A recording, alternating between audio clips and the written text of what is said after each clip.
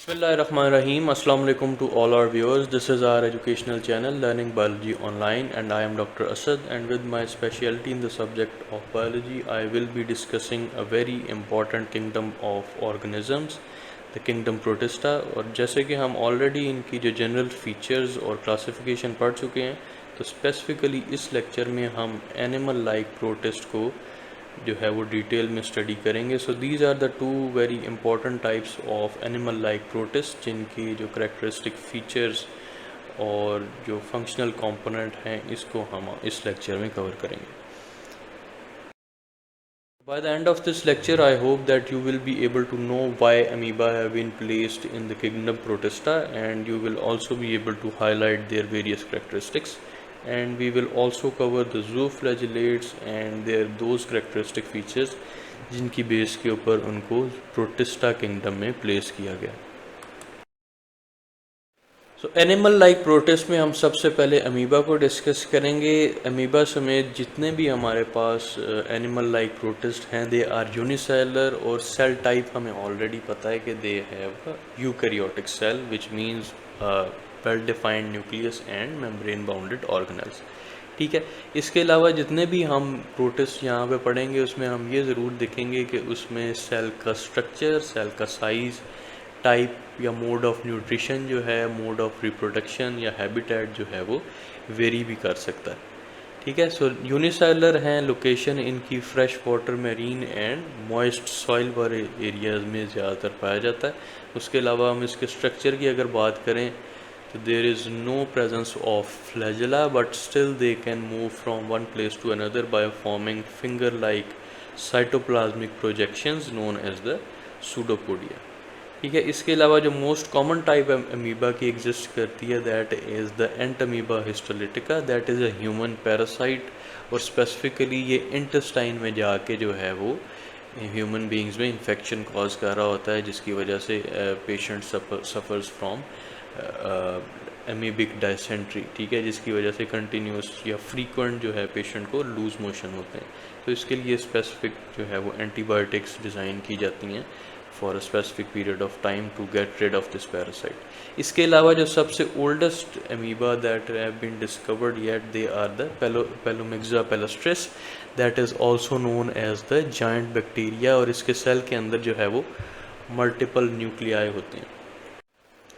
Diagrammatically अगर हम amoeba को देखें, सो this is how it looks like. तो आप यहाँ से इसकी शेप का आइडिया लगा सकते हैं कि आउटलाइन किस तरह से इसकी जो है वो होती है, और इसके अंदर आपको डिफरेंट स्ट्रक्चर नज़र आएंगे जिसमें कि एक वेल डिफाइंड न्यूक्लियस होगा, वैक्यूल होगा।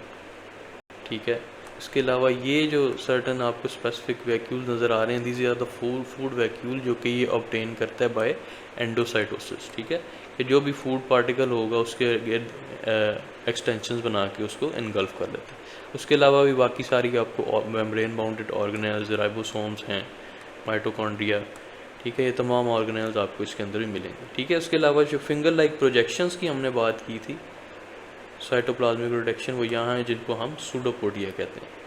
ठीक है, इसके साथ साथ जो हमने जायंट बैक्टीरिया का पढ़ा था उसमें हमें मल्टीपल न्यूक्लियाई जो है वो नज़र आते हैं। ठीक है, obviously slightly larger in size होगा वो अमीबा, और उसमें जो है मल्टीपल न्यूक्लियाई नज़र आएंगे, and it contains specific methanogenic bacteria जो कि उसको डिफरेंट ऑर्गेनिक मैट्रिक्स की डिग्रेडेशन में हेल्प करते हैं, जिसकी वजह से वो न्यूट्रिशन जो है वो ले रहा होता है। So it consist of bacteria with in it already. ठीक है, जिनको कि हम मिथेनोजेनिक बैक्टीरिया भी कहते हैं, क्योंकि एज अ बाय प्रोडक्ट वो स्पेसिफिक बैक्टीरिया जो हैं वो मीथेन रिलीज़ करते हैं।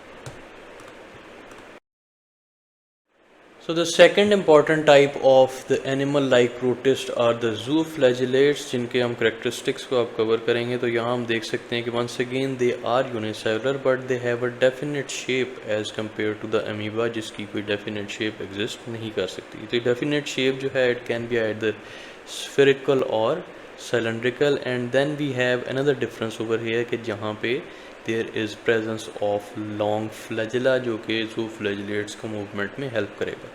तो बड़ी ही शार्प विपिंग मूवमेंट होती है फ्लैजिला की, जिसकी वजह से जिसके एक्शन के बाद जो है वो zooflagellates they can move from one place to another, and their source of nutrition is by ingestion of the dead or living